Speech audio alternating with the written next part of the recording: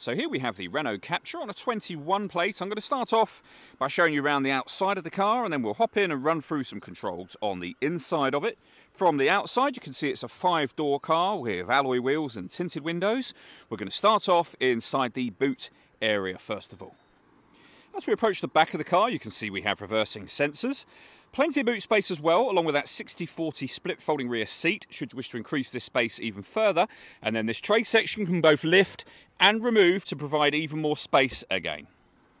Okay, so we're just going to work our way back around to the front of the car, and then we'll hop in and run through some controls on the inside of it from there. But now that we've done a full circle, you can see it's in lovely condition the whole way round.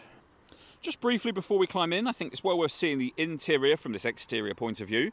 There's plenty to run through on the dashboard, so let's hop in and we'll do that now. Okay, now that we're inside the car, we're going to start with the dials. Over on the left-hand side, first of all, we have the rev counter and coolant temperature gauge. On the right-hand side, the speedometer and fuel gauge.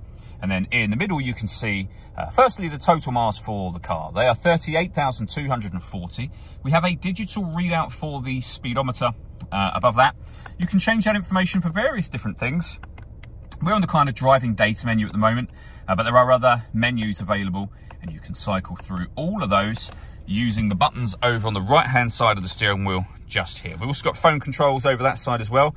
Cruise control and speed limiter on the left-hand side of the steering wheel, and then in the center, the main touchscreen, which is where you can access your satellite navigation. We've done a video showing how this sat-nav system works. You can find that on our website and also on our YouTube channel as well. Down the bottom here, you can come back out to the home screen, which is where you will pair your phone.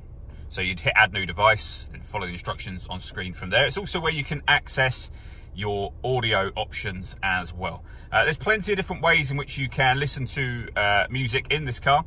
Of course, the radio, so FM, AM and digital radio. Bluetooth audio as well. This car's also got auxiliary input and 2 separate USB inputs. So as I say, loads of ways to listen to your music, and you can access them all from this menu as well, should you wish to. Working our way down from that, we can turn off the stop and start. This vehicle is designed to cut out when it's stationary in traffic to save you fuel. That system is off when that light shows. You can put the car in eco mode. We can deadlock it, so you can lock the car doors from the outside. Hazard warning lights are just there as well. We then have our climate control. So you can set the temperature, the fan speed, and the direction you'd like the air to be distributed in. When you're happy with those settings, you can turn your air conditioning off and back on again, or hit auto. The car will now take control of the fan speed and direction of the air to maintain the temperature you've asked for. Any manual adjustment will take auto off. It allows you to put it back on your own setting here. We have a heated rear screen as well. We can recirculate the air that's in the car. It's a great way of heating it up or cooling it down quickly depending on the temperature you've set just here. We have a 12-volt charging socket. We have our auxiliary input, 2 USB inputs, and then a 6-speed manual gearbox. All that leaves me to say is thank you for taking the time to watch this video. If you'd like to come and see the car in person and have a test drive, please feel free to call either of our MJA sites. We'd love to hear from you soon.